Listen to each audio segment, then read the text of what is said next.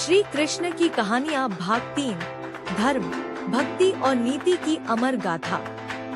भगवान श्री कृष्ण का जीवन केवल चमत्कारी लीलाओं तक सीमित नहीं था, बल्कि उन्होंने धर्म की स्थापना और मानवता को सही मार्ग दिखाने के लिए कई अद्भुत कार्य किए। इस भाग में हम उनकी कुछ महत्वपूर्ण कहानियों को विस्तार से जानेंगे। एक द्रौपदी चीर हरण भक्त की रक्षा का वचन।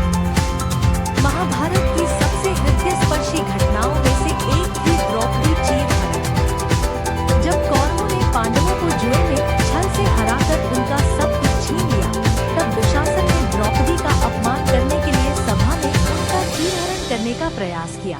द्रौपदी ने कौरवों से रक्षा की गुहार लगाई, लेकिन कोई सहायता को आगे नहीं आया। हारकर द्रौपदी ने अपने इष्ट श्री कृष्ण को पुकारा और पूर्ण समर्पण के साथ उनकी शरण ली। श्री कृष्ण ने तुरंत उनकी रक्षा की और उनकी साड़ी को इतना बढ़ा दिया कि दुशासन कितना भी प्रयास करता, वह द्रौपदी का वस्त्र खींच नहीं सका। यह कथा हमें सिखाती है कि जब हम पूर्ण विश्वास और समर्पण के साथ भगवान को पुकारते हैं, तो वे हमारी रक्षा के लिए अवश्य आते हैं। 2. विदुरानी के घर श्री कृष्ण का प्रेम।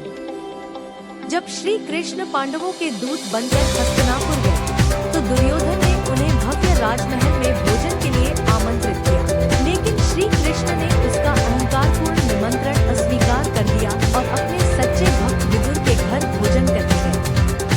विदुर उस समय घर पर नहीं थे, लेकिन उनकी पत्नी विदुरानी ने अत्यंत प्रेम और भक्ति से श्री कृष्ण को केले खिलाए। विदुरानी इतनी भावुक हो गई कि उन्होंने केले के छिलके ही श्री कृष्ण को खिला दिए और भगवान प्रेमवश उन्हें आनंद पूर्वक खाते रहे। यह कथा दर्शाती है कि भगवान को भव्य भोग नहीं चाहिए, बल्कि प्रेम और निस्वार्थ भक्ति ही उन्हें सबसे प्रिय है। 3. शिशुपाल वध, अधर्म और अहंकार का अंत। राजा शिशुपाल, जो श्री कृष्ण का चचेरा भाई था, जन्म से ही उनके प्रति घृणा रखता था। उसे एक वरदान प्राप्त था कि वह 100 बार श्री कृष्ण का अपमान कर सकता था, लेकिन 101वीं बार उसकी मृत्यु निश्चित थी।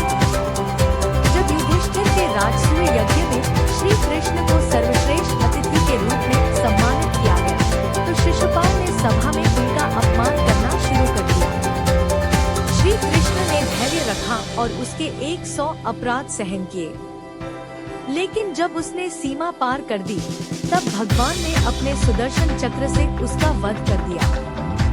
यह कथा हमें सिखाती है कि भगवान सहनशील है, लेकिन जब अधर्म और अहंकार अपनी सीमा पार कर जाता है, तो उसका अंत निश्चित होता है। 4. अर्जुन और सुभद्रा का विवाह। श्री कृष्ण की बहन सुभद्रा का विवाह उनके बचपन के मित्र और महान धनुर्धर अर्जुन से हुआ था।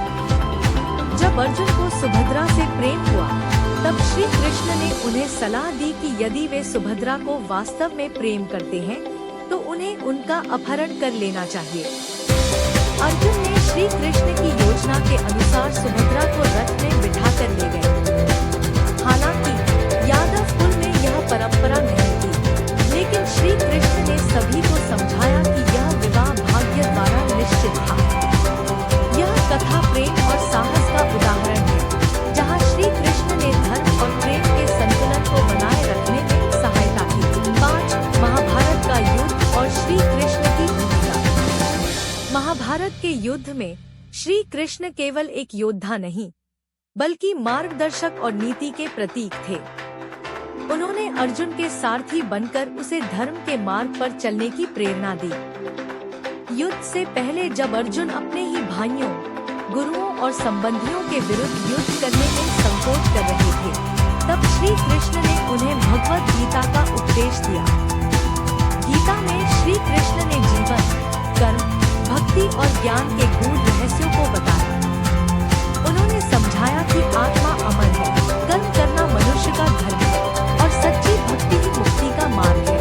निष्कर्ष, श्री कृष्ण की कहानियाँ केवल पौराणिक गाथाएं नहीं, बल्कि जीवन जीने की कला का मार्गदर्शन भी करती है। वे हमें प्रेम, भक्ति, नीति, साहस और धर्म का सच्चा अर्थ सिखाते हैं। उनकी इनकी प्रत्येक लीला हमें यह याद दिलाती है कि भगवान सदा अपने भक्तों की रक्षा करते हैं और धर्म की स्थापना के लिए कार्य करते हैं। अगले भाग में हम श्री कृष्ण की और अद्भुत कथाओं को जानेंगे।